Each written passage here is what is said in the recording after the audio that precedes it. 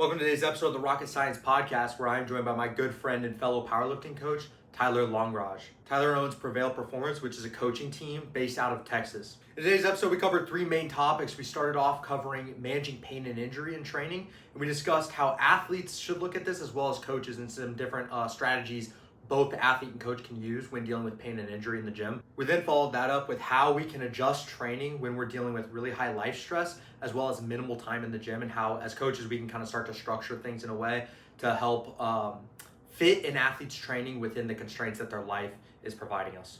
And then lastly, we just touched on training direction and just the importance of having some good direction and some good momentum in training, and why not every single block needs to end in a PR to have this good direction or this momentum within training. And then on top of that, we just got off into some side conversations and made a lot of really good points. I feel like this is a really good episode with a lot of really good topics and things mentioned that both athletes and coaches can benefit from. So if you like this, go ahead and leave a like, drop a comment if you have any questions.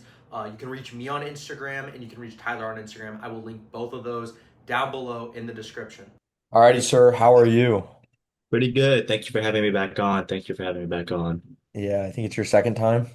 Yeah, it's been a while, maybe a year or so, right? I don't even know.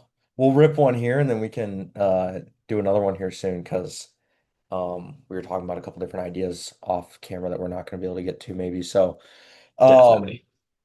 first up, let's start with pain and injury. And I think I made a reel on pain, like managing it.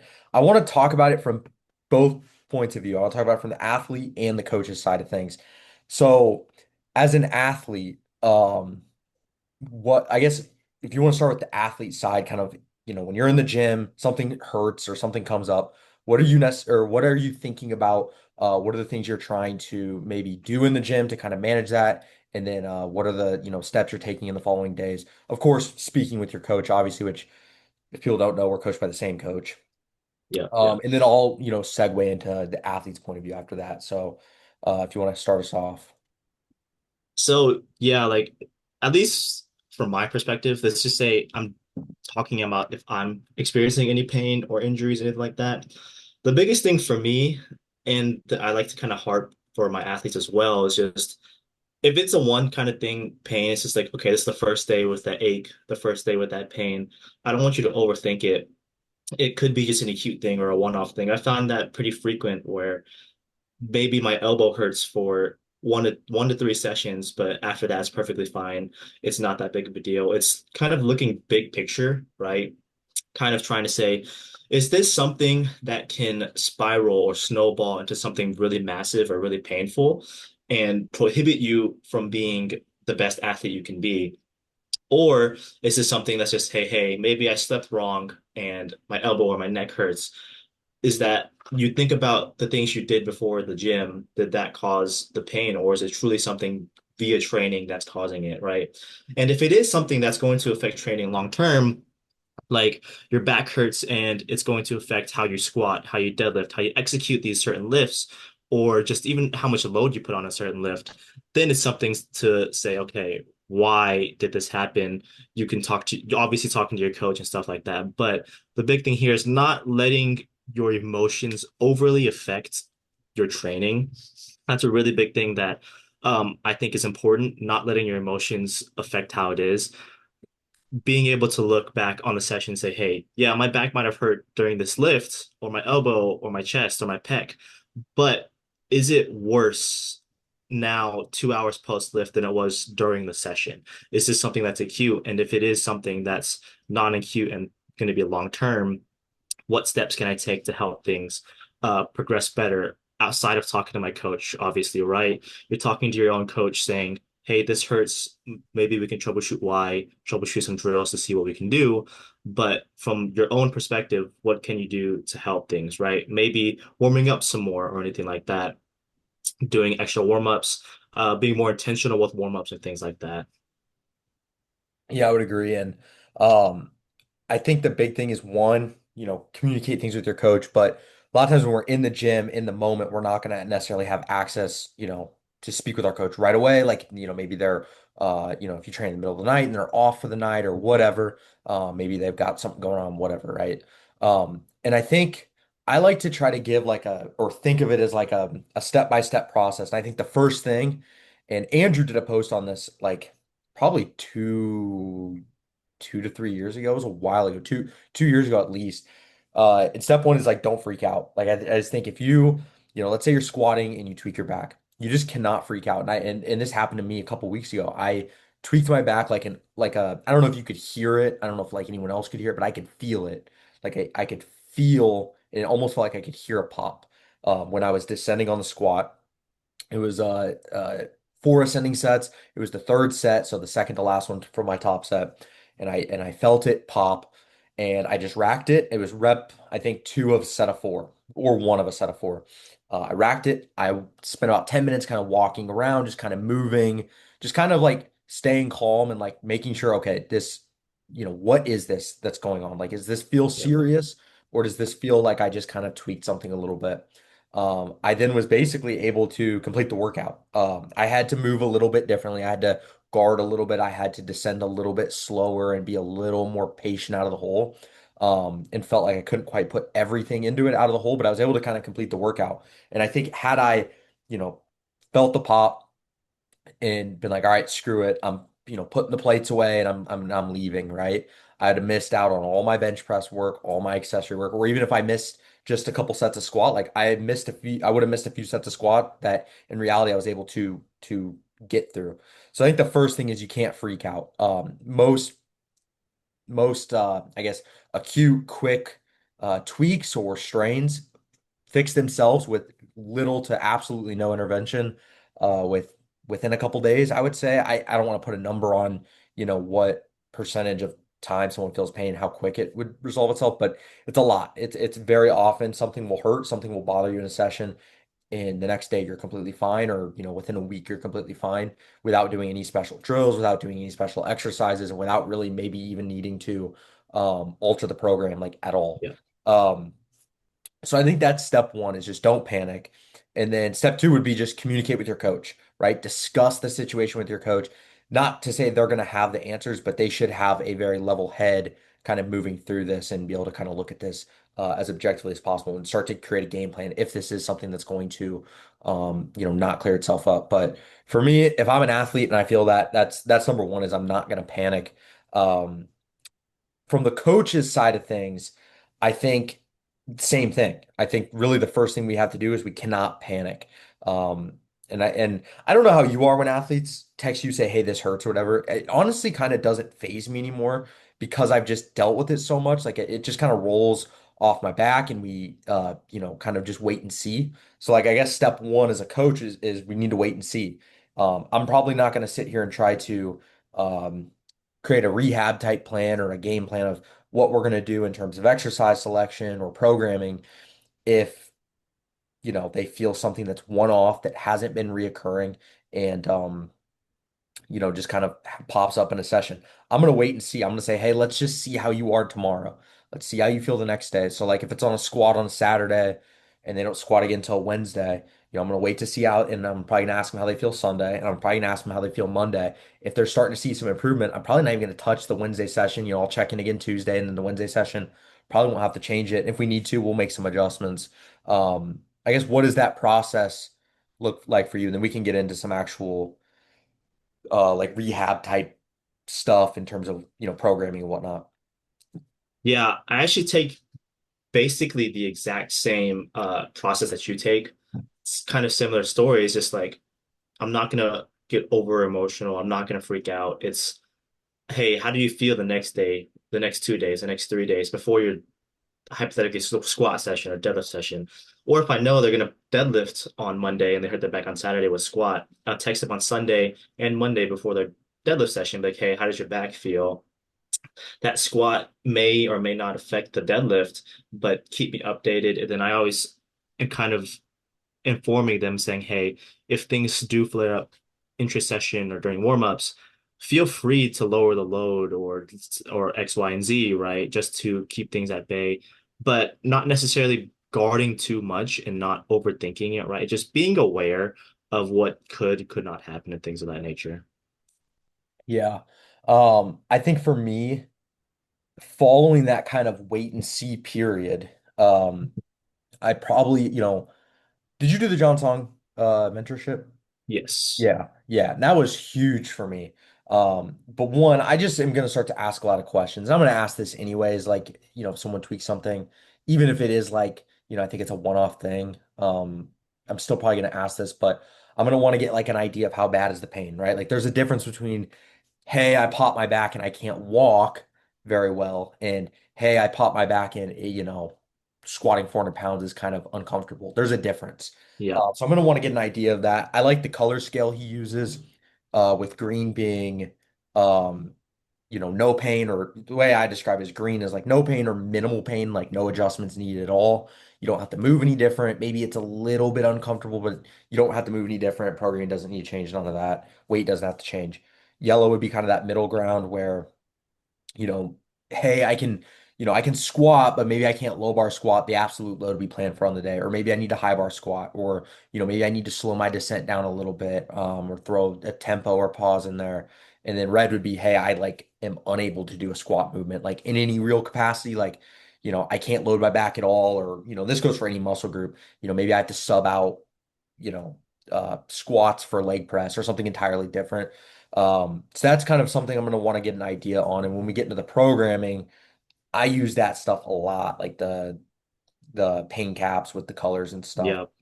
But from there, I think there's kind of three ways like injuries will go, I guess, and maybe there's more like if you have any ideas here, but one, it's quick, it's easy, and it goes away right away. Like it's just acute, it's gone within a day or two, or it slowly increases itself with, even across the course of like a week, but you don't have to make any adjustments. Two would be, it's not bad, but it heals itself and then it reoccurs, right? I see that Yeah. a lot. I'm kind of dealing with that with my back right now. I tweaked it. It got a little bit better over the course of a couple of days. I kind of re-aggravated it. It got a little bit better, and now it's kind of lingering, but it's manageable. I'd say Yeah. that's kind of that level two. Level three would be, hey, like, I really, you know, tore something here, really strained something, tweaked something, whatever. And it's going to be maybe a longer road over the course of a few weeks to a few months to kind of get back. But I think kind of identifying where that is going to kind of take the game plan of how we're going to get back to, training. Like that's going to really dictate how we approach that. So from like we'll use the word rehab standpoint, at what point are you really beginning to intervene? Like if one session, if we have to like really pull back on something for one session, are you like, all right, let's get in the weeds and like, do the ER and IR test, or what does that look like for you? The biggest thing I like to think about whenever like a quote unquote injury or aches or pains flare up is after the initial session of the pain being flared up, right? Let's just keep using that example of a Saturday squat session. If you tweak your back on a Saturday squat session, but you don't squat again until Wednesday, if Wednesday you're moving fine, just guarding with slightly less load, I'm likely not touching much just because you're still able to get the movement in with less load. It was some slight discomfort. The big thing there is I won't necessarily touch a warm-up slash rehab drill yet. It's just because we know that that ache slash pain or injury isn't necessarily progressing. If we can see it like linearly progressing in a way that is going to affect training, even if that first initial session back isn't bad, then we'll probably touch something from there. But using that color scale, red, green, yellow, I've seen most powerlifting pains fall within that green and yellow threshold. It's more so going to be an emotional thing and not getting like super into your head about it. As long as you can stay within that green or yellow, there's not too big of a deal. I will say if that Wednesday squat session feels as it said, but the Saturday squat session feels the exact same in terms of like aches and pains as the Wednesday, it didn't progress anymore, but also didn't get any worse, then we will do a little bit something a little bit more proactive, say, hey, you can do this warm-up drill. But if it gets better, then we'll just keep things, let the next few weeks or the rest of the block play out. As long as it's not getting worse is the big thing. Yeah, I agree. And I will intentionally not really intervene early on. And I think one, again, things clear themselves up on their own oftentimes. Two, I don't want to create overthinking for someone. Like I don't want to say, hey, I'm going to give you this breathing drill, and hey, I'm going to have you do the, test your ER and IR on your hips, and hey, we're going to do this warm up exercise, and we're going to do this the athletes are going to feel like things are kind of falling apart when they're probably not, right? And Yep. maybe, if someone was very level headed, we could just kind of throw everything at it right away, and we probably would clear it up maybe a little quicker. But most people, if you give them all these drills, they're probably not even going to do them. And if they do, like, they're just going to start to overthink their training. They're going to feel like things are kind of unraveling when, this could be something quick. So I'll a lot of times Yep. just leave them be. And I agree. I think after like one session, things are still bugging them. We're not really able to kind of do the planned session. That's when we need to probably start looking into things. And I think there's a couple different like things we can think about. One, the programming, right? Like, Yep. hey, can we pause squat instead of comp squat? Can we tempo bench instead of comp bench? Like, can we do closer variations that maybe aren't the full movement, but they're pretty close that we can basically get the same training stimulus and essentially not really change the program. We just change the exercise. We can get deeper with the programming changes. I really love ascending sets. I got another point with ascending sets later when we talk about like training time. Ascending sets are amazing for dealing with pain. And my thoughts with the ascending sets is like in general, especially when you're hurt, the top sets, the heaviest stuff of the day is probably the riskiest. It's gonna be the most aggravating, right? Yep. You're more likely to tweak your back on 315 than 225. So the ascending sets lets us accumulate quality work up to the, like the risky set of the day. So that's why I really like the ascending sets when dealing with pain. So that's oftentimes a programming like tool I'll reach for. And all pain cap stuff too. Like I might say, hey, maybe a prime, let's say it's a squats. We'll just go back to that example. We have a primary and secondary day. Primary day, I might like cap at like a yellow pain. Like, hey, I don't mind if this hurts a little bit. I don't mind if you have to kind of grit your teeth a little bit to get through it. But maybe I want that secondary day green. Hey, like we're gonna use variations and we're gonna use weights that just don't hurt at all. And I think you pointed out the linear progression. Like what we're really looking for is improvement of symptoms, not necessarily um, curing the symptoms, right? Like if we, in theory, improve the symptoms 10% a day, like it'll go away eventually. Um, and I think, you can't necessarily look for the quick fix. Um, in terms of like warm-ups is another one I'll reach for, and I guess I'll give you an example. So I'll give you a real life one right now. I'm going to do this after we record. I have a lifter who he's got some hip flexor pain that popped up. So just to give some background, he had some quad pain. This was in our last meet prep, kind of, maybe even the prep before. I don't remember. It was a while ago. I think it was the prep before. He was dealing with some, yes, it was the prep before because I remember squat came in really weak. He was dealing with some bad quad pain, like could not Yep. squat to normal loads. Like, we're talking like losing 10 kilos on his squat on meet day. And so after that, it kind of, we did some stuff, it healed up, whatever, it kind of improved. Well, now he's dealing with another issue with his quad, but Mhm. it's not the same leg. So it's a different leg and it's higher up. So I kind of feel like it's more hip flexor related. So the first thing we're going to do, this is kind of slowly, gradually onset over the last 2 to 3 sessions. So I'm just going to give him some warm-ups. I'm going to have him run through like a hip flexor warm-up with a band. And then I'm probably going to have him do something like some hip extensions, like real light hip extensions with a machine or a barbell. Just because we don't really, he's a sumo deadlifter and we're squatting. I don't think we have any RDL in the program right now. So we're not training a whole lot of like direct hip extension. So I have a theory that like if I give him that stuff as a warm-up, some hip flexor stuff, just because I feel like a lot of low bar squatting can kind of overuse that area a little bit. If that's like our only squat pattern, which for him it is right now, and then give him some direct hip extension work because he's not getting a lot of that with just the sumo. And I feel like that might start to clear it up, just Yep. stimulate those areas and clear it up. If that doesn't work after maybe 2 sessions, I'll probably hit the breathing or not the breathing drills, I'm sorry, the measurements. I'll have him run through the hip, ER, and IR. And I feel like that's kind of the next step to really dive into this and get an idea. And if we see something where there's a deficit somewhere, we can kind of address that. And I think one of those two options will fix it. I'm hoping we just need to do the warm-ups and that clears it up. But if we need to kind of get through the measurements and whatnot of the hips, that's probably like the next step. It's just a little more in depth. So I'll usually think about trying to progress how in the weeds and how, down the rabbit hole I'm going to go with someone as we go. Again, I mentioned I like to intentionally kind of hold off on even really trying to adjust things until, after a session or so of pain, same thing. I'm going to gradually increase that. I don't know if you're the same or if you like to kind of get into it earlier. Yeah, I'm pretty similar in that boat. One thing I'll also do as well is like if I'm giving someone like those warm-ups to get them in that movement pattern or like hip extension and things of that nature, once things do clear up or at least begin to clear up and see linear progress, like you're saying, like maybe 5 to 10% better each session or each week, what I'll do if applicable, sorry, if it's a possible, I couldn't say the word. If it's possible, I'll try to supplement some like accessory work that I'll say, okay, they're missing this kind of movement pattern or stimulus. And I look at the accessories, I'm like, okay, they could probably get 1 day a week of accessories doing a hinge or something of that nature. This may just strengthen them in general and then avoid this pain from flaring up again in the future. Obviously, it's very case to case depending how bad it is. But I found some success in it recently with one of my athletes. She had some back pain, and we found that hip thrust, it wasn't in a program before, but with the addition of hip thrust, her back and her just posterior chain just got stronger in general, and she hasn't had any pain as of recent. So just strengthening like the neglected muscle groups has helped keep pain away after we kind of solve the problem.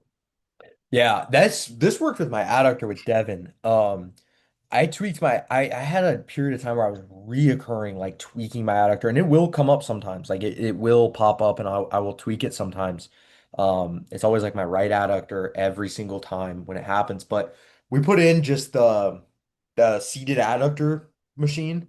We literally put 2 sets in. I push them pretty hard, maybe like RP 7 to 9 across the block, just maybe starting lighter and ramping that up.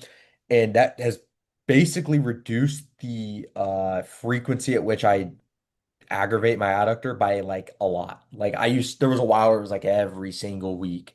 Or maybe like, every time we got to like a week 3 or 4, like it would start to bug me.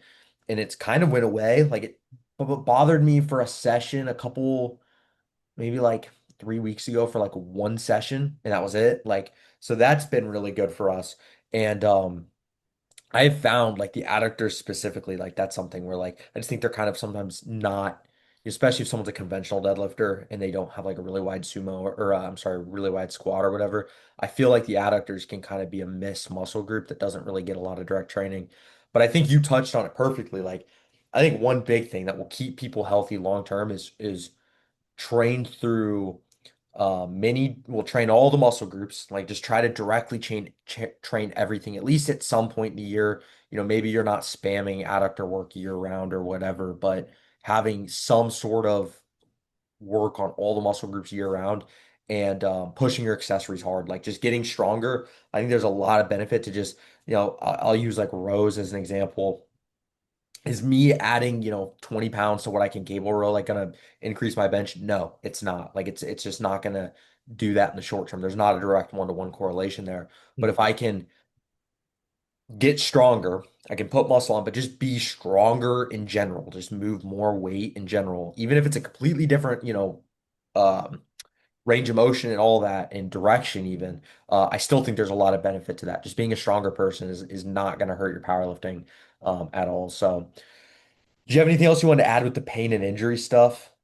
Yeah, one final thing too is like we'll talk on it a little bit later if we get the chance with a little bit of direction. It's just like we talked about earlier with the mental fortitude of it. Let's just say you are super injured. You let's just use myself for example, right? I tore my pec in 2024. I pressed 160. Um, I haven't been able to touch it since 2 years later, which is fine. But you're looking at it in the big picture way. This is how I think athletes should look at it too, which is why I'm saying the example, but saying, okay, because I'm not exactly at my 100% strength level yet, we know that it's going to take time.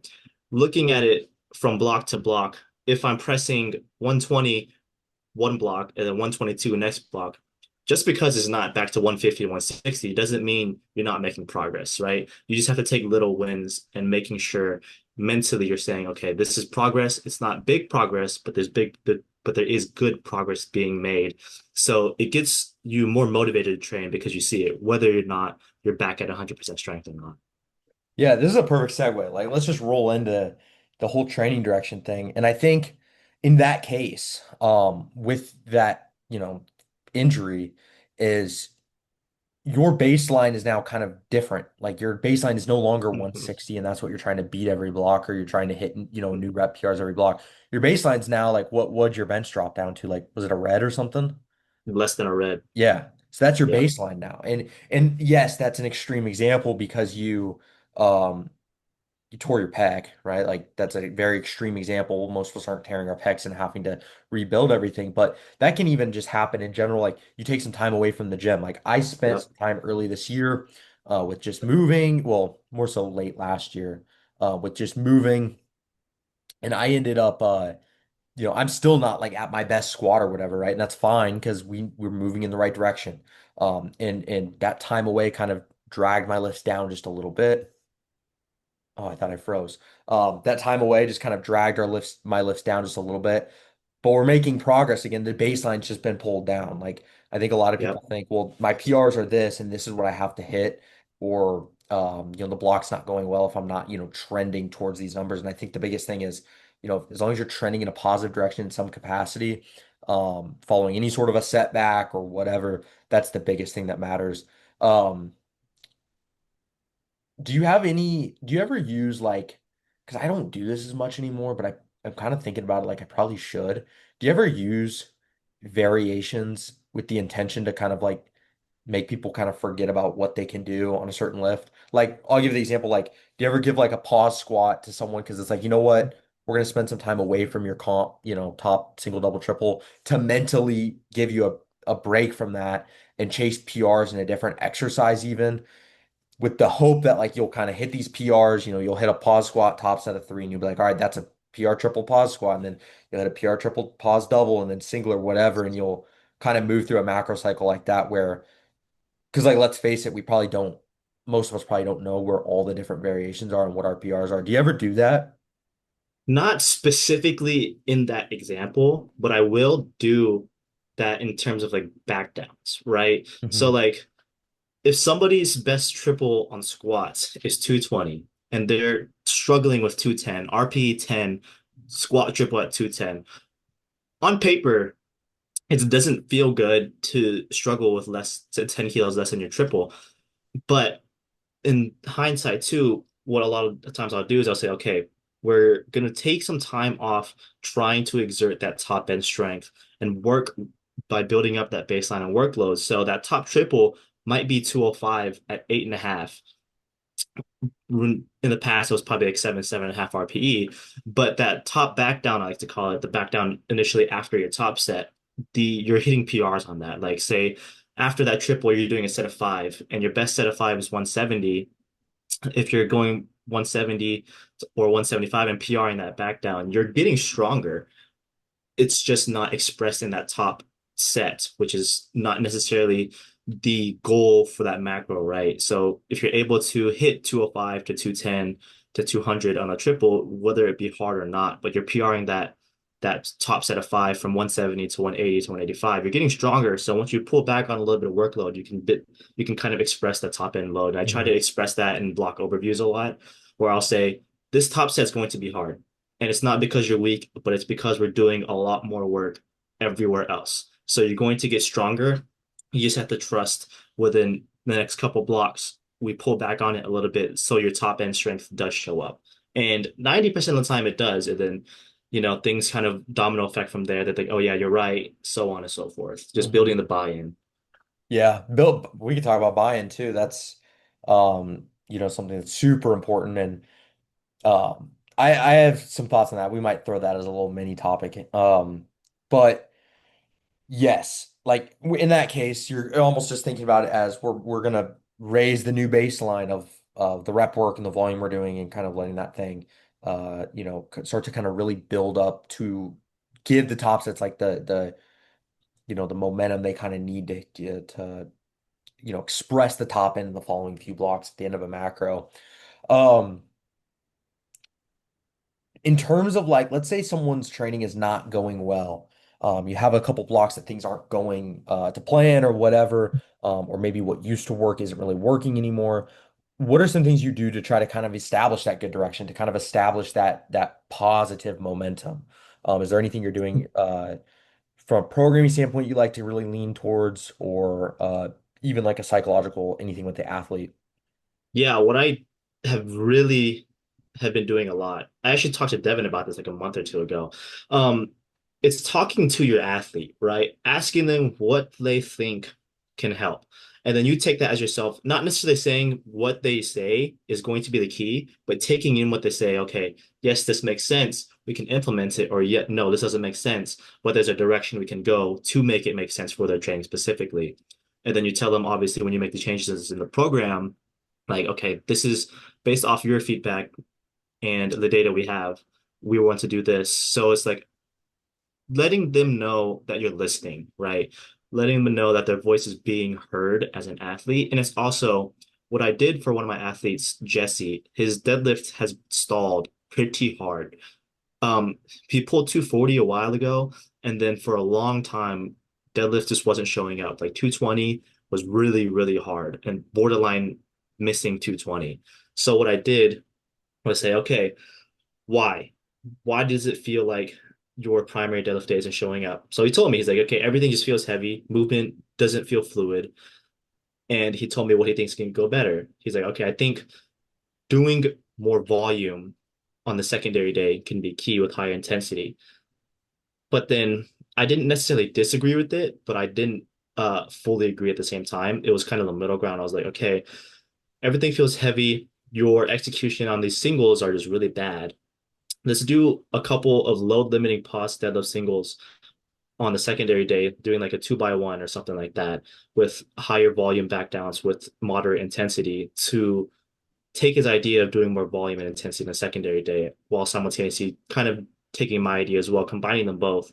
And then now there's good direction, right? He pulled 225 at like 7, which obviously isn't back to 240 strength, but definitely good direction to Mhm. where we need to go. So, Yeah, like it's just showing the trend that like 225 at 7 probably it does equal out to like 240. So, yeah. um, yeah, I actually there's a lot of times and I covered this in an older podcast I think with Andrew and Madison, but we discussed like the importance of feedback. That's like why you just have to Hmm. keep your coach in the loop. And I think there's Yep. some people who are really good at giving good feedback and some people who are just kind of bad at giving good feedback. And I think you kind of have to sometimes fish for that information a little bit. Um, and it's no fault of them. They just, maybe they don't know what you're looking for per se, or maybe you've even explained what you're looking for, but they have a trouble kind of describing it or Yep. explaining it. But yeah, like just having an, you know, even just thinking direction like in a different way, we can think, hey, if someone's feeling, these certain feelings on a session that we want to perform well, what needs to happen to the previous sessions in the week or the sessions from the week before, whatever, to get that primary session or the session where we're wanting high performance to really move. And we can think of that as like a directional thing where we need to increase volume or decrease volume or increase, workload or decrease workload. Um, do you have anything else you kind of wanted to discuss with training direction? Because I want to move into some buy-in stuff too. Yeah, one final thing I wanted to bring up as a coach, from a coach's perspective, this is pretty big. You'll know, I mean, athletes know, and like you as a coach know, a lot of times if a program is going decent, like you're making progress, but not massively big progress, or even just not changing something that, or don't fix something that's not broke. What I'd like to do to get the needle to push or the baseline to rise, if the program on paper looks borderline the exact same, I'll adjust percentage drop off back down. So like if your percentage drop off is like 15%, I'll change it to 12 or 13%. You're doing more work. And I'll tell you in the block overview, hey, this looks the same, but I made changes to the percentage drop offs or RPE on back drops just to get things to progress even faster, even better. So they'll know that as a coach, I'm not kind of just copy and pasting block to block. It's intentional with a slight change, right? Mhm. That's builds good direction into the sort of buy-in aspect that you want to talk about as well. Yeah, buy-in, the block overviews, that's something I've been doing. I've been doing those since before I even knew they were like a thing. Like I thought I was like I literally when I started doing those, I was like, damn, I'm the dude who invented this. Like this is my thing. And then I realized, okay, there's quite a few coaches who do it, and it began to really pick up a lot. Which I don't think like every coach is doing them, but I think a lot of coaches are doing them, and I think that creates a ton of buy-in. Um, just one, it puts a face to yourself as a coach. Like, we don't want our coach to just be like a voice box or a text box behind a screen. You want to have that interaction and that human element to it. But then you sit there and you go through the program, and that's that's a majority of what I guess that's the main product that you're giving the athlete. Here's the program you're going to run. Now I'm going to provide services along with that, but here's the product. And I think explaining the product and what you're doing, what changes you're making, explaining the long-term plan. And as I've really started to get into like really planning macro cycles well in advance, I might I'm not like fully writing, 3 or 4 blocks out, but I'll be like, hey, we're gonna run triples here, and then we're gonna run doubles, and we're gonna run singles for these 2 blocks, and we're gonna push here on this exercise, then pull here on this exercise, and we start to kind of plan this out. Explaining the long-term plan to people is really important, and you might plan that on your own, but I think if you have your coach explaining that, that's super important. And then again, like there are a lot of times, like in theory, we should want to have to make minimal changes 'cause that means things are going well. Like, I'll give you an example. My client Thomas, I don't think I've ever had a string of time with someone. I don't even know how long we've worked together. I think it's got to be almost a year now. Um, I don't think I've ever had a time where I've had essentially 12 months of like linear progress without changing the program like at all. The only changes we've made to a squat is we've added 1 set to his back downs on his secondary session. I think I'm gonna pull his numbers up too because I want Mhm. to use this a little case study here. So with his squat, we've changed 1 set. We've added 1 set of back downs, and in that time, I've got it up here. In all of our time together, our first block, which was back in August, so August 10th, he would have squatted 480 for 2. That was our first block together. He last block, so May 3rd, he squatted 530 for 2. So Wow. that's a big difference. We've added Yeah. 1 set to his squat. Like that's an example of like we don't necessarily need to make a ton of changes Mhm. if it's not necessary. And I always tell him, I'm like, dude, feedback's really boring right now. The blocks aren't necessarily super exciting. The block overviews are really quick. I said, this is a good problem to have. Like this is a good spot to be Yeah. 'cause we're just riding linear momentum. Um, and like I'm not really changing anything. Like I'm making a couple adjustments. I'm sure like some percentage drops and stuff are like a little different, but like at the end of the day, he's doing like his primary squat day is a top, um, like a top triple, double, or single, and then sixes or sevens on the back downs, and it's 3 back down sets. One's a top set, so like a top this block, it's a single, a top set of 7, and a 2x7. And the back downs are all high bar. Well, no, I'm sorry, the top set of sevens low bar, but then the back 2x7's high bar. And then he does a top set of 5 low bar on the primary day and a 3x6 on the secondary day as high bar. So that was originally a 2x6. That's a really the only change. We've kind of started to mix in some low bar in there, like his main squat pattern is now low bar as opposed to high bar. But I don't think that was necessarily like something that put, 20 kilos on his squat immediately. I think that was like, this gives us, 5 keys and it makes you a little bit stronger today. But like even his high bar, low bar rep sets are pretty close in terms of what he can do. So his deadlift, like we've changed literally nothing, like absolutely zero. Our first block together, I don't have his top triple from our first blocks written down here, but September 7th, he deadlifted 530 for 2. And last block he pulled 575 for 2. So from September to May. And then, we're closing in on 600 plus squat here. He's done 600 once, but we'll probably be Yeah. squat pulling. I'm sorry, not squat, but deadlift. We're pulling, well into the sixes soon, and literally zero changes to the deadlift. It's a top single, double, or triple on the primary day, 3 back down sets that are percentage based, just assigned load. The secondary days, 2x1 with assigned load, and then 2 sets of RDL. So I think that just goes to show you don't necessarily need to like be super aggressive Yeah. with the programming changes. Like if it's working, it's working, and if the athlete's bought in, um, they're bought in. So one other thing, and this goes from more so for athletes, is you can absolutely like I think at the end of the day, your effort is probably the most important variable you have. And you can sleep all day long. You can, get your nutrition dialed in, right? You can have a good coach or you can have a bad coach, and I'll talk about both those in a second.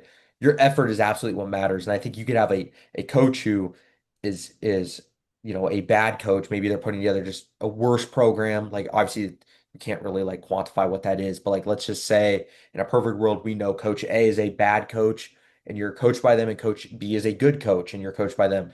If coach A's lifter puts more effort in, works really hard, and like it's just very focused in the gym and they're very intentional with their work, they're probably going to outperform athlete B, coach.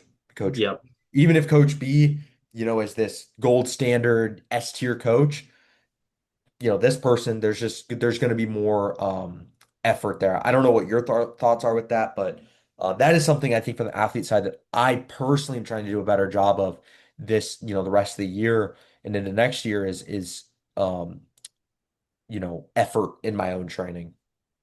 I 100% agree. Like full-fledged 100% agree. If you're not putting forth all of your effort, then you're not going to see the results you want. I like to use the saying, effort should equal expectations. If your Mhm. expectations are to be a national champion, a world champion, if you're not trying every single set, being intentional, or pushing all of your accessories to failure or RPE, you're not going to get there, which is why I like to ask athletes to send me accessories occasionally. Truthfully, I'm really bad at recording accessories for myself. Like, I probably only ever record an accessory that I do if Devin asks, which is bad, really, really bad. But I like to ask athletes from the coach's side to send me an accessory because they can probably be pushing harder. They can probably be adding more weight. So it's not just an athlete trying harder in the gym, it's me doing my job and trying to hold them accountable in that effort to reach their goals. Yeah, I really should ask athletes to send accessories more. Because there are times, like I'll just give an example. I had an athlete send me his videos of weighted dips and they're programmed, top sets programmed like RP 8 to 9. They were not an 8 to 9. They were, it was not easy, but it was 6 to 7 RP. And like that's a Yep. difference, right? Like there's two, reps in reserve, like they matter, they add up. Yep. Um, and this same athlete, I had a conversation with him because he's recently just become a little bit more motivated in training, and I can tell like his accessory work is going a lot better and stuff as we've kind of discussed a lot of that. I said, dude, the accessory work, like it's not the fun stuff. People aren't going to give you likes on Instagram for it. It's not going to have it's probably not even going to have a one-to-one correlation with your main movement, with your squat, bench, or deadlift. But that is the work that happens that 6 months from now, a year from now, 2 years, 3 years from now, like is what built the baseline. Like that really is the Mhm. work. Going back to your point though about effort, what was the exact quote used? Your effort should match or equal your expectations. Yes. Chris had a post on this like a while ago, like 2+ years ago. It was along those same lines. Like essentially, if you're trying to be a world champion, like the world championship effort has to be there. And if you're just kind of, you're just doing this as a hobby, just something to stay in shape, like your, effort doesn't necessarily need to kind of be where that, person A is at.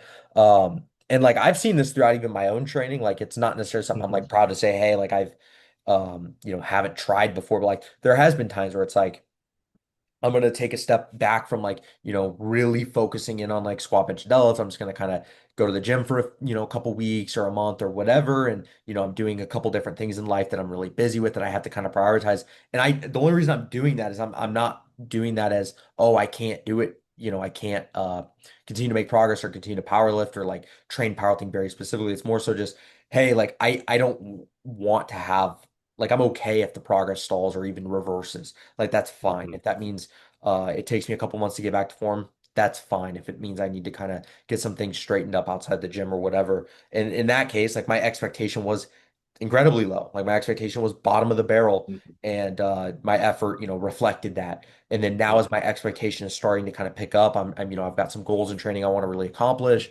I've got some, an idea of when I want to compete again. I want to see my lifts, increase. The effort is starting to pick up as well. Like that, I noticed the effort in the gym is a lot better, the effort outside the gym. But like if I have those two mismatched and I, am half-assing things and not trying, but I'm also wanting to PR my total, like that's not a fair trade-off at all. Um, kind of going along with that and also going along with like what we are talking about with like direction and stuff. So how often, like let's say someone's training is not going well, do you ever sometimes suspect it's the training, it's the variables like the sleep and the nutrition? And how often are you like really prying on that? Because I'll oftentimes I have a little like check boxes in my sheet that like, rate your recent nutrition. Like it's like a good, medium, bad, essentially. I don't remember the exact verbiage I use. Um, and then like, rate your sleep, rate your hydration. What exactly, how often are you, oh, it's good, okay, poor is the word I use, the Yeah. verbiage I use, but how often are you prying about athletes, outside variables? So that's something you're constantly talking about or just kind of occasionally? It's not constant. I will say it's occasionally. If someone's training is just going poor, like 3, 4, 5 blocks in a row, it's just really bad. I'll ask them about it, but at the end of the day, a lot of times I'll think it's my fault. If it's going that badly for that long, then there's something that needs to be changed in terms of programming or technique or something, because that's something that you need to see as a coach why it's going that. If it's just 1 block or 2 blocks, then I'll be like, hey, is work stress really high? Is your sleep okay? Is your hydration okay? And okay is a subjective word too. It's like, as is it normal to what it typically is? Are you getting your normal 5 to 6 hours of sleep? Because that's what you're used to. It doesn't need to be 7, 8 hours every time if that's not accustomed to your lifestyle. If your external variables are normal to your lifestyle, then um, training should be at least not regressing unless you're injured or something like that, right? So it's more so, did this day go bad? Okay, why? Was it because you came in too fatigued? I'll think about this is the exact process I do. If your week 4 primary squat goes really poorly, in my head I say, okay, why did it go poorly? Did they come in overly fatigued? Did they come in not primed? Did they come in overstimulated, understimulated? Sorry, or and if I look at the program, I say, no, I think this is adequate workload or adequate uh, sets preceding the primary day. Then I'll ask them, hey, how did you feel? Did you feel overly fatigued coming on the day? Kind of reassuring my thought process. And if they once they answer that, I'll also say, okay, how was your external variables? And most of the time, I'd say probably 70, 85% of the time, they'll be like, oh, I just slept really bad, or this week of work was really, really bad, so recovery wasn't great, X, Y, or Z, and then we can make adjustments accordingly. Yeah. Yeah, I agree. And I think your point on um is it your normal is important because not everyone can sleep 9 hours a night. And I think that goes back to expectations too. Like you probably shouldn't expect to be a world champion if you can't sleep 8 to 9 hours a night. Like and maybe that's a hot take, but I think that's someone told me Joe Bornstein sleeps like 10 hours a night or something. Like Wow. I can't sleep 10 hours a night, you know what I mean? So it's like Me neither. I can't have that same expectation, but like I know a bad night of sleep for me is probably under 6 hours, and I know a good night is anywhere from 6 to 7. And just Yeah. for most nights now, it's just with my work and whatnot I'm doing. Um, and that's kind of my baseline, and I'm operating on this baseline. And if that's way down for a couple of days, of course that's going to start to affect things. Or if it's way up, I might see an increase in how things feel. I think, oh, I'm drawing a blank. What was the point I wanted to touch on? Oh, I always tell athletes I have a page basically that athletes have a link to in their sheet that takes them to what am I looking for with feedback? And I always Yeah. say, hey, do fill out your drop down menu. Like I'm gonna quickly kind of glance at that. That's just some information for me to quickly get an idea of things. But I always tell people if it's applicable, like how was your sleep? How was your nutrition? If you haven't eaten in, all day going into the session and things didn't go well, like of course mention that to me, right? But if things were normal, you don't necessarily need to just bring that up every session unless you feel the need to. Um, in terms of like when I'm going to really start to like dive into variables with people and be like, hey, let's have a conversation about this. Like, what's your nutrition like? What is your sleep like? Like, what are these things going on? If someone has a situation where like none of the lifts are budging, to me, that's probably not a programming issue. that's probably a variables issue.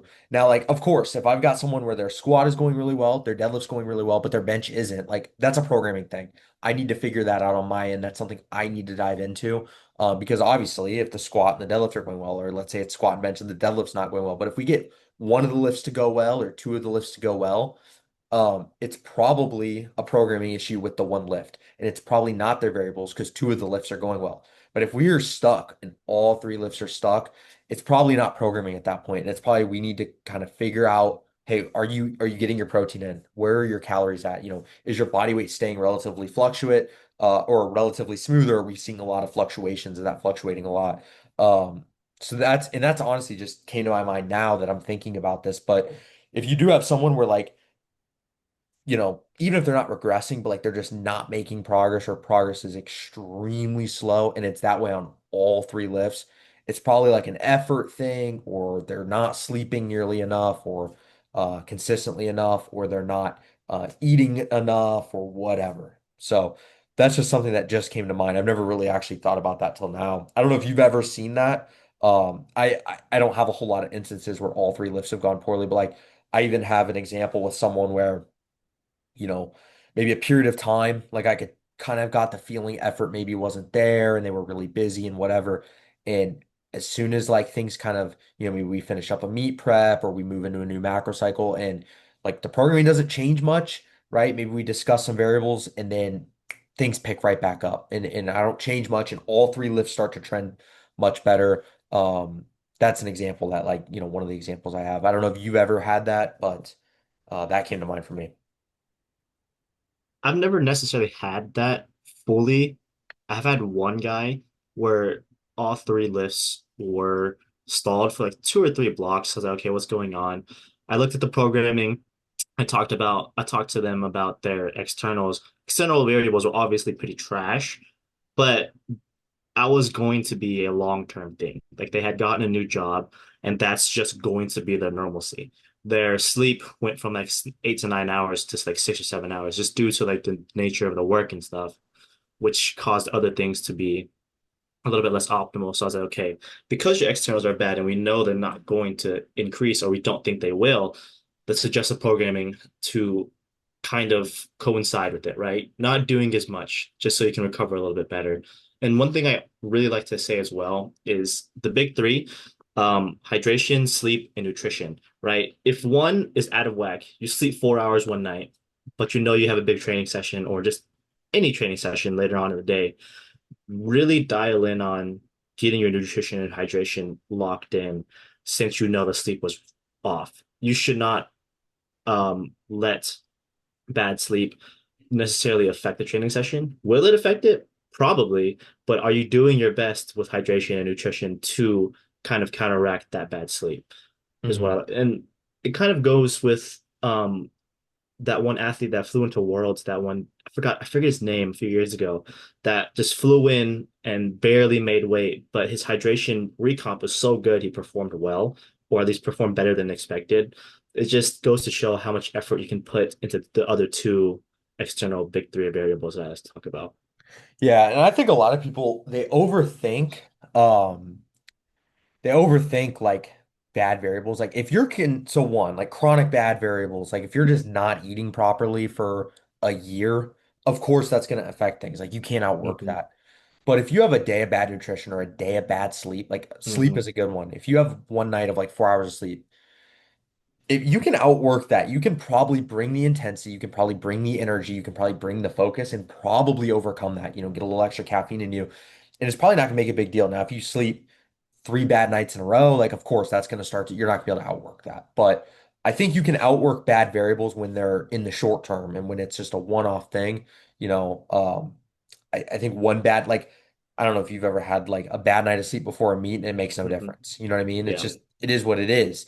If you're sleeping bad the week before a meet for a whole week, of course that's going to start to affect things now. Obviously, yeah, one bad night of sleep could in theory affect training, but I think a lot of times you can outwork it. Um, And going off of that a little bit too, kind of going to the next topic just a teeny bit. Whenever your life affects you that much, because 99% of people are not training for a living. They have a job, they have hobbies, they have families, right? You can't spend 2, 3 hours in the gym every day. So finding ways to mitigate time in the gym is going to be key for just recovery in general and just overall training effort. If you're trying hard enough, probably not spending 5 to 7 minutes between sets, truthfully. So that just kind of segue into the next topic of like managing life stress with training, less time to train and stuff like that. Yeah. I have a post. I think I have a post on. It is my post on ascending sets. I covered it, I guess. But as coaches, like it is our job to like try to make training fit within someone's schedule. Like if someone does not have as much time to train as maybe we would call optimal, right? Optimal, you could argue is like 6 days a week, like as long as we need. Like in theory, Hmm. that's not realistic, of course. As well as life stress and stuff. And I think one, just I have on that same document I was telling about earlier with the link and the sheet that explains feedback, I have a spot that says, hey, describe your life stress as much as you're comfortable with. If it's a situation where, hey, I'm having some relationship stress or hey, I'm having some family stress, and that's all you leave it at, completely fine. You can even leave it as vague as like, hey, I just have some things going on outside the gym that are affecting training. Leave it at that. You can also just dive into it, right? Like you can, if you want to, if you're comfortable sharing, like jump into those things that you're that are bugging you or whatever. Um, so I think that's an important part of coaching is just being there for our athletes and Yep. making sure that we're more than just, you know, a A program robot. delivery and a feedback robot. Yeah, making sure that we are there for them. And I think as the relationship improves, like as you work with someone for a while and the relationship with that person improves, like that naturally happens anyways. But I think that's the first thing. And then the managing time thing is super important too. Where one, I think the first thing if someone says, hey, like I'm not able to get all the stuff in the given amount of time, I kind of audit what their sessions look like, where I'll say, hey, Mhm. how much are you on your phone? Like we can look at like a program and say this should take like 2 hours ish. This should Yep. take 2.5 hours ish. And if someone's like, dude, this session takes me 3 hours, it's like, okay, um, how long from when you walk in the gym to when you get into the bar? Well, it's 45 minutes. Well, there's your first problem. Like it does not take you 45 minutes to take the empty bar. It should be considerably quicker than that. Like, are you just talking with people between sets for 20 minutes at a time? Like, obviously that's going to eat into time. Like, I've had people before where it's like they're in the gym for 2.5 hours and all they did was like they did bench press and they did squat and then they skipped everything. And it's like Yeah. all their accessories. It's like, dude, that did not take you, it should not take you 2.5 hours to do like 3 sets of squat and 4 sets of bench, like even on a week 4. So, I think that's the first thing is I'll kind of sometimes I'll give a little pushback when I'm like, hey, what exactly are your sessions looking like? But if someone says, is being very reasonable and it's like, hey, this session I'm looking at it, it should take probably 2 to 2.5 hours. They're like, hey, I'm doing my session in 2.5 hours and I'm, really cutting it close to what I can finish and I'm running out of time. It's like, okay, we can probably like begin to trim some of the work. And the first thing I do with the program is I trim the fat. I'm gonna trim all like the fluff accessory work. I'm not gonna take it all out, but I'm gonna really pull it down. So like I think, in a perfect world, maybe I give someone like 12 to 14 sets of like rows or pull downs a week. And we're gonna push Yep. all of them really hard. Like we'll just say twice a week, 2 exercises, you know, 4 sets on one exercise, 3 sets on another exercise, and we're doing that twice a week. Maybe I'm going to half the sets and I'm still gonna make sure this person knows, hey, I know before it said a lot of like RP 7, 8, 9 sets. Maybe now it's RP 8 to 9 or RP 9 plus. They all need to be that. And you explain that, hey, we can probably still get a lot of really quality work, even though maybe the volume is halved on these by just putting a lot of effort and pushing them really hard. So I think that's the first thing, because again, we're going to see less one-to-one correlation with something like a row than we will with like a bend or like a dumbbell press. Yep. So that's the first thing is I'll usually cut those out. Um, I'll pull out of like the bicep workout because I don't think that's as important, especially in the short term. I might pull some like lateral raises, just some of the fluff I'm gonna start to Yeah. really trim out. From there, I think ascending sets are fantastic. And I've given people ascending sets for like obviously a million different reasons, but this is one of those where it's like if we need a session to go quicker, or maybe I just want like someone to kind of breeze through a day. like a, let's say it's a tertiary bench day, and I even if they have the time, I just want this to flat out be quick and easy and mindless. Ascending sets, because if you think Yep. about it, you're basically warming up and completing working sets at the same time. So for me, those are really clutch. I don't know what your thought process is with that, but those are the that's kind of the order of operations I guess I'm moving through. I 100% agree on everything you said here, like cutting out the fluff, cutting out the flat on accessories, and just making the less set count, but with higher intensity. And then I do utilize ascending sets a lot as well for the same reason. One thing I will say too, this is more so like newer powerlifters, but a lot of the times you don't need to be resting between most of your warm-ups. Let's just say hypothetically your squat warm-ups are bar, one, two, three, reds. You shouldn't be taking more than 5-ish minutes on that. I see people walk in the gym, hit the bar, load a red, sit down, look at their phone, and then do two reds. Like that's not gonna that rest between one and two reds is not gonna be indicative of how your session's gonna go.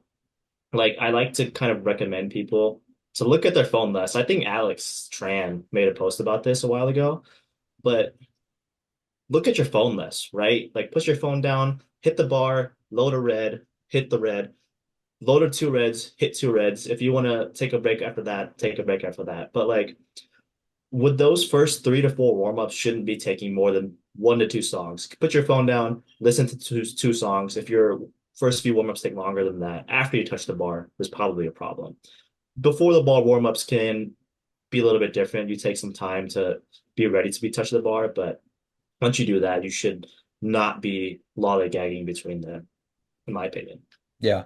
Yeah, I agree. And, I've seen instances or talked to people where it's like they are resting between a red and two reds and they're like a 225 squatter. It's like, dude, I think you can take a red and swing right into two reds, like no problem. Yeah, Like this is literally like 20% of your 1 RM.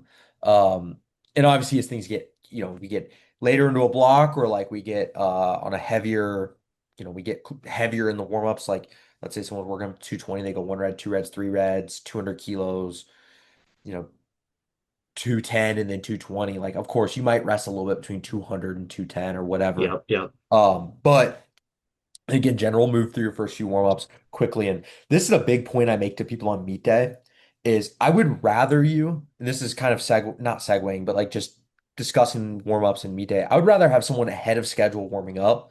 So I always tell people like, hey, we're gonna start like warm-ups on time, but we're gonna like move through those first few if we can. And worst case scenario, we can't get ahead of schedule and we just stay on track because we're working in with other people. But if we need to, like we can get, one red, two reds, three reds knocked out quick, and then we can start taking our time with warm-ups. Because at that point you're warm, you've moved through everything. It's just Yeah. preparing you for the load. But I think like the biggest thing with warm-ups is if we think about what we're trying to do, we're just trying to prepare ourselves to take like the big set of the day. Number one, we need to probably just get our body temperature up through movement. So that's when you're doing, your bar for 10 reps and your one red for, 5 to 10 reps or whatever it is you're doing, and you're slowly kind of ramping that up. Yeah. But then the other thing is you're just preparing yourself, for the load. I think a lot of people end up running through like how I guess I'm just curious for you, how often or how much do you for your personal training, how much non-barbell work are you doing for warm-ups?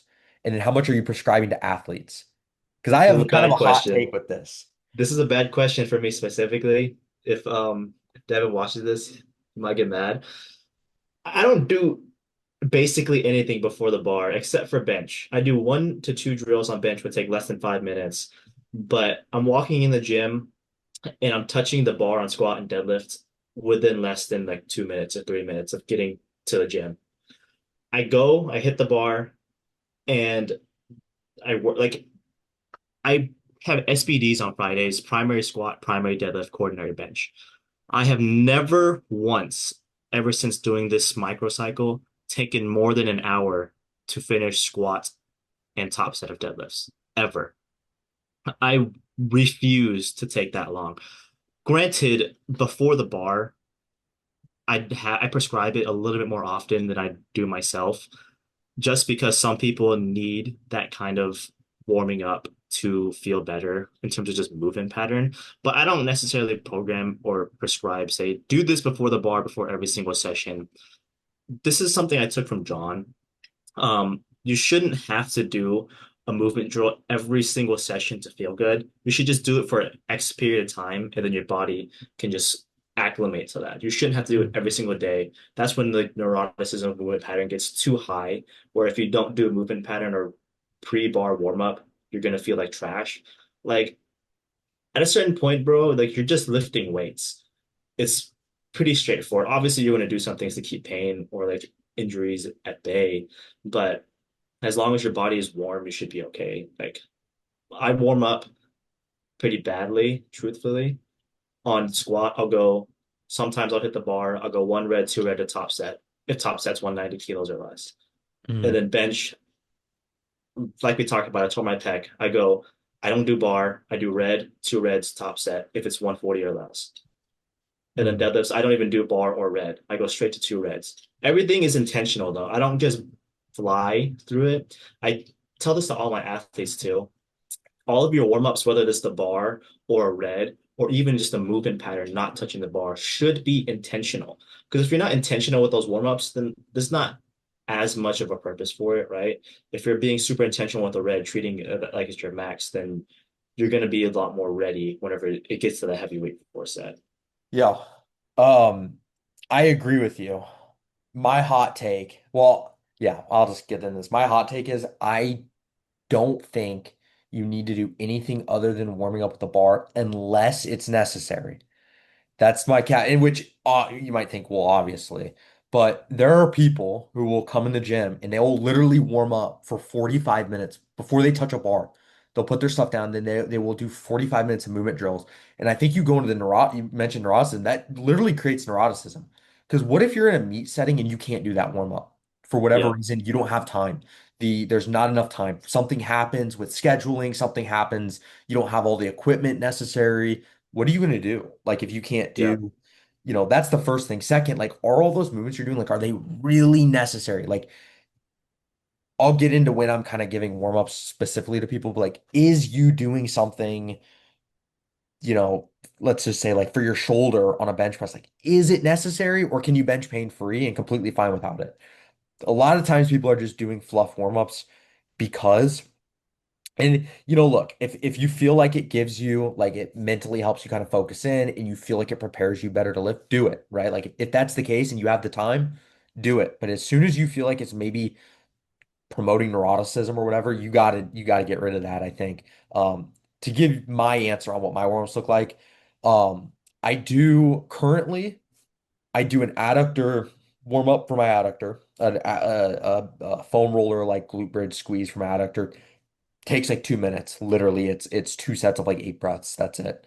That's all I'm doing on squat, I think. On bench, I do nothing.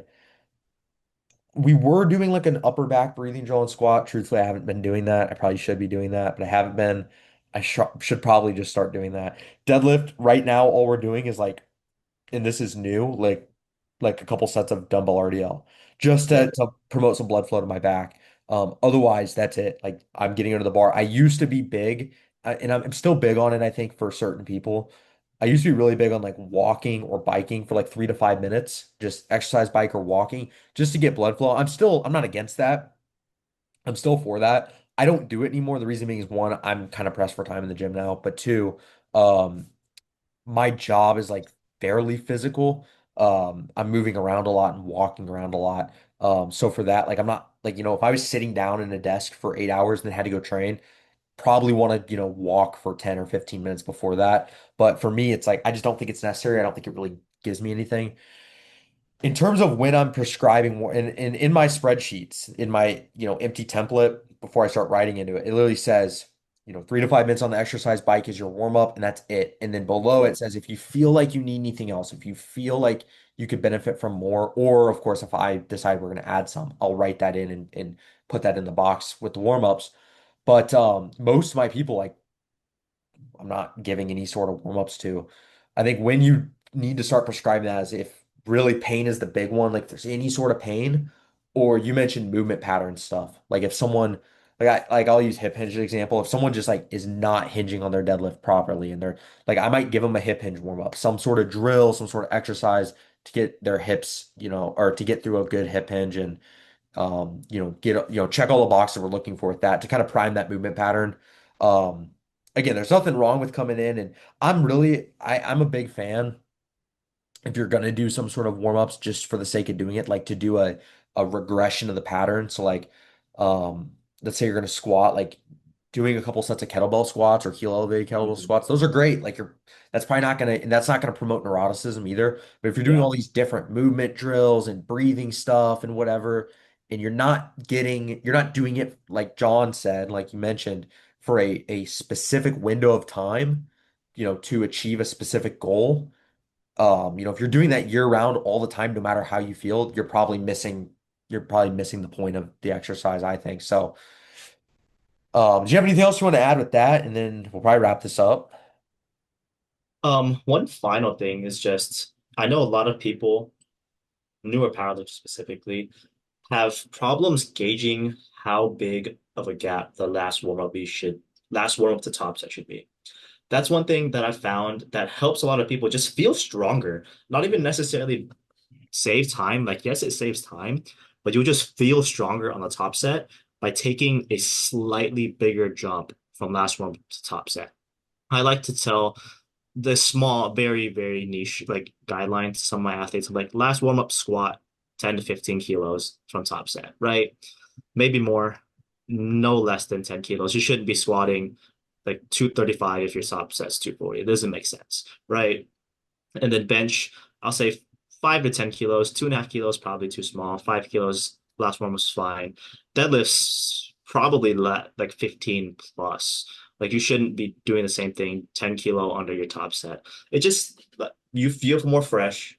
Yes, it saves time, but you just feel stronger. That's the big thing there too. So, Yeah. Yeah, and I think it's all relative to how strong you are too. Like for myself, I'm a mid 150s bencher. I have not mhm. pressed the blue yet. Unfortunately, we're working on it. But like a single for me. Let's say I'm going to work up to 150 for one. That'd be like probably an eight single. Um, I like for me like 7 kilos is really good. 142, that's all I really feel like. 140 is a little big, but 145 I feel like it's kind of pointless. I'll take the 142. I'll just touch just what I need to know. Like, is this going to be there on the day or whatever? And I think you can almost think about it like, hey, what size jumps am I going to take on meet day? Like, what is my second attempt and my third attempt going to be? That's probably going to give you a good idea of what your jumps need to be in general in a gym. I don't like that all the time. There are some people who like they'll say, well, I'm gonna jump 15 kilos, then 10 kilos. So that's what my warm-ups have to be. And it's like I don't think that's the case at all. But I think it can give you a good idea, at least of what your last warm-up probably needs to be, is what does that jump from like second attempt to third attempt typically look like? Kind of in a perfect scenario, or on average. So like for me, I'm like a two right now I could probably squat 230, but like we'll just my best squat's like 240. If I was gonna work up to like 230 for one, like a pretty heavy single, probably taking a 15 kilo jump to that. And but the opposite is someone squats 170. I probably don't want them taking 155 for the last warm up. That's just a big Mhm. jump. So we probably want to tighten that jump up. Maybe that then becomes 10 kilos. So I think it's relative. I also think it's like lift dependent too. Like bench, you could probably get away with smaller jumps. Again, a lot of that's because the load is less, but I just think in general, in like conventional versus sumo, I think conventional Yeah. players can probably take giant jumps. I know I've taken some like crazy jumps and it's not a big deal versus like, if I have a guy who pulls like we'll say like 200 kilos sumo or whatever, and it's like, okay, I don't want them taking a 35 kilo jump to the top single like I might do, pulling 270 or whatever conventional. Like it's a different realm. So I think that's that too. But I think the thinking about what are you going to take on meet day is a really good give you a really good gauge. I think it was I'm blanking on his name. Uh Anas Onbar. Hmm. He Yep. put out this was years ago because I have a screenshot of this in my phone from like probably 2021. Yeah. But he put out a just rough percentage based estimate of like how big your last warm up should be. uh, or how much your last warm-up should be from your top set. So like, I think like I don't even remember what the numbers are off the top of my head, but like I think conventional deadlift was the one where it was like 92% or something like that. It was big, big jumps. So Hmm. I used to send that to athletes. Now I just more so like, hey, let's have a conversation about it. What do you feel comfortable Yeah. with? And I'm gonna try to be a little bit more individualized, but I agree.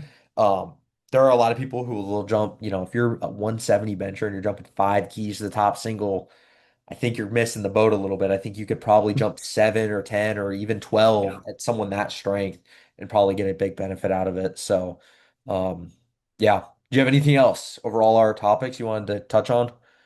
No, another topic we could talk about in the future, not today, is block pacing too, like big jumps like that too. But Yeah. like I said, for the future. So Yeah. I think I did block pacing with someone, but I'm always down to repeat topics because I'm sure it's same with you. My mind and stuff has changed over the years and yeah, the things I do. So, where can the people find you? y'all can find me on Instagram. It'll be Tyler Luangraj .lifts. Spelled out my last name for everyone, just because it's makes it a little bit easier. But find me on Instagram there. But those are the big things. If y'all have any questions or anything like that, based off anything Jake or I talked about today, All righty. Appreciate you coming on. We're definitely gonna have to get another one of these in because for sure. I feel like we have a lot more to kind of discuss and we can kind of flow through. So, Definitely. Thank you for having me on. yep.